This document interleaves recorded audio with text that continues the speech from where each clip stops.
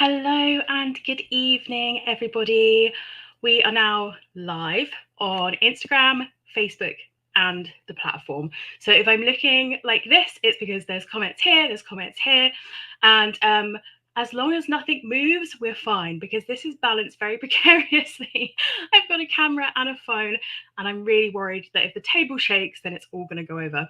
So, good evening, welcome. Thank you so much for joining me this evening on the very first of our anti-burnout live sessions. For those that don't know me, I'm Beck Spiller. I'm the founder of the Anti-Burnout Club, and it's been a long time since I've done a live. I've actually been in hiding for a couple of months, so this is very, very daunting. But thank you to everyone who's watching on Instagram, on Facebook, on the platform. I can see you all. Please comment. Please give me a thumbs up that you can hear me. And let's get to it. So this is the first of 21 days of what I'm calling the Anti-Burnout live sessions. And the purpose of this really is to dig deep into a lot of the topics and a lot of the questions that I get asked all of the time. Our whole plan is to make wellbeing more accessible. So the point of these is that we record them, they go on the platform, they go on Instagram or Facebook or wherever, and you can watch them back at any time, and I'll be answering all of your questions. I have a whole list of things to get through, but we've got 21 days, we've got plenty of time. I wanted to start with a little bit about who I am and why I'm doing this. I can already see some familiar faces. Hello, Helen. But I thought for those that don't know me, I'll briefly introduce myself and why I talk about burnout so much. So I am a formerly burnt out hustle culture fan, I would say. I went through my mid-20s and my early 30s really burnt out. And I talk about this in my TEDx talk that I did. And I will share a link to that somewhere at some point. But a lot of the reason behind my burnout was because I felt as though I had something to prove. I felt as though I had to work super hard. I put all of these conditions on my worth. And I felt like I had to prove something. And I know that a lot of people who are part of the Anti-Burnout Club can really relate to that in some way, right? We feel as though we have to be working harder, we have to push ourselves, and we have to do all of these things. Particularly, we see it a lot in women who might have lots of different things going on. So it might not just be work, it might also be family stuff, it might also be just keeping the house going, being sociable, all of those different things. And there's a lot of pressure on us that comes from childhood all the way to what we see and interact with now, like social media. So a lot of burnout comes from that, and mine definitely did. So mine actually came from my father passing away and me feeling as though I really had to prove myself. And like I said, I do talk about this in my TED talk, so I will post a link to that somewhere. And I think that it's really interesting to kind of think about perhaps where your burnout or your stress, your overwhelm comes from. So after that, I then was like, well, how do I fix burnout? How do I get out of this situation? How do I not feel like this all of the time? And that's what led to me studying the economics of well-being. So this is well-being basically at policy level, at government level. How can we make the whole world feel better, and not just, an individual level? And also organizational behavior and psychology. So a lot of burnout originally was thought to be tied to our work situation. We now know that that's slightly different, that there are a lot of things that can make us feel really overwhelmed and really burnt out, that aren't just related to work. But at the time, it was very much me throwing myself into work. And so I wanted to study, well, what is it that we can do in workplaces, for example, that would make people less stressed and less burnt out? After that, I was like, great, I know lots about stress and burnout, but that's not actually helping me. And so I studied lots and lots of different well-being techniques, basically. So that was the idea behind the Anti-Burnout Club. As I started studying lots of different things that would help with burnout, I then started making lots of great connections with experts in things like yoga, nutrition, meditation, and brought them all together into one platform. And that's what the Anti-Burnout Club is. So it's been a very long road to recovery. I'm 33 now, I think. So it has been pretty much nearly 10 years on my road to recovery from burnout. And there are still things that I do now. I can still feel myself falling into old habits, into old patterns that can bring burnout back.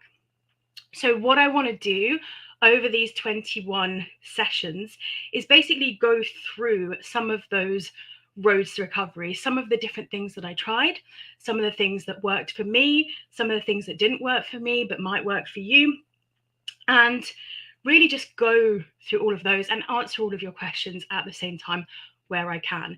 And where I can't, it might be that I bring in a friend or an expert that I know that can help you with that as well. So why am I doing this? I don't know. I'm a very anxious person.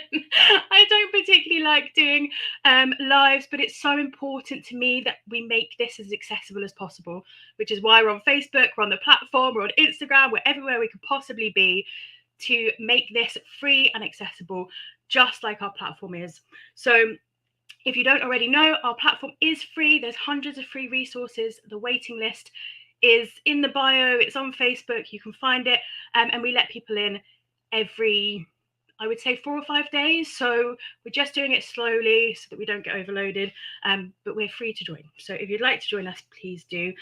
And the last thing is we're starting a habit building challenge in September. And as I'm filming that, I wanted to test that what I'm teaching other people is right. So that's why I'm doing 21 days, because I'm turning this into a habit that makes me very anxious, stepping out of my comfort zone and proving that I can do 21 days of something. So that's why we're doing them. What I want to talk about now quickly are the different topics and questions that you guys have already been asking, and to find out if there's anything else that you would like to see covered over the next 21 days. And like I said, I will be saving these videos. You'll be able to watch them back at any point. So if there's something that you want to ask, if there's something you want me to cover, please do comment wherever you're watching it, whether it's the platform or Facebook or Instagram. I'll go through what we've already got. Give me a thumbs up if it sounds like a topic that you would like to hear about as well. So the first one, this one came up a lot, is work-life balance. And I think what's really important with this one is that we talk about work-life balance in a way that, well, does it exist, basically? And there's a lot of questions around, do I just quit? Should I just quit? Quiet quitting. So we'll be talking about work-life balance and when work becomes too toxic and is contributing to burnout. But we'll also talk about things that you can do if you're still working from home, if you're still remote, or if you're hybrid, and things that you can do in terms of talking to management and HR, so difficult conversations at work. We'll cover all of that. There's so much to cover in that. That could be a whole 21 days in itself. So work-life balance is kind of one whole thing there. Now, another one that we got a lot of questions about is finding the time and actually fitting in self-care, fitting in things that make us feel good. Now, anyone that knows me, anyone that's part of the ABC will know that this is probably one of my favorite things to talk about. How do we fit this in? How do I fit in yoga into my life when I work a 12-hour shift? You know, a lot of the people that come to us at the Anti-Burnout Club are working really long days and they've got other responsibilities. And so what's really, really important is that we look at how we can integrate well-being into our life. I don't want it to become another chore, another thing that's, you know, I've got to tick off the to-do list. So we'll do a whole few days on finding the time and fitting in well-being that suits you, things that you like that you can fit into your life. Now, another thing that we had a lot of questions around was recovery. And this is obviously a very, very important topic, something that, again, we could probably do a whole 21 days on in itself. So we're going to look at the different ways, the different roads to recovery, whether that's through therapy and your GP, whether it's through different types of self-care practices.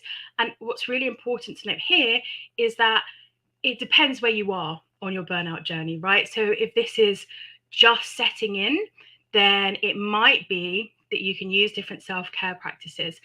If this is something that is chronic, if this is something that you've been going through for a long time and it's really taking over, then it will be that you need to see your GP and or a therapist. So we'll talk about the different roads to recovery and when you need to seek different types of help, and how you know you've recovered. This was a great question, and I was like, that is such a good question, because how do you know? How do you know you've got out of that cycle of burnout? And how do I know that I'm out of the cycle of burnout? So this we'll do a whole live session on how you know you've recovered and how to kind of stop yourself from slipping back into the cycle of burnout.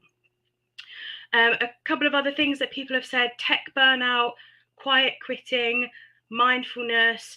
We had a few people talking about well-being on a budget. So how can you make well-being affordable? How can it thrifty well-being tips, we'll call it that, and we'll talk about affordable well-being as well. So they're the different topics that we've got to cover over the next 21 days. I have a feeling that it's going to be a bit longer than 21 days, all of those topics. But please do, if you feel as though there is something missing from that list, please do let me know. And you can do that by posting a comment now. If you're watching it back, you can post a comment. I will post this will stay on Facebook, it will stay on the Instagram grid. So if there's anything that you think that I'm missing, that I'm not going to cover over the next 21 days, then please do let me know. And that's it. I'm going to love and leave you now. I promised 10 minutes on my first one, so it's not too daunting. Baby steps, that's another thing we'll talk about. And I really hope that you're looking forward to all the different lives.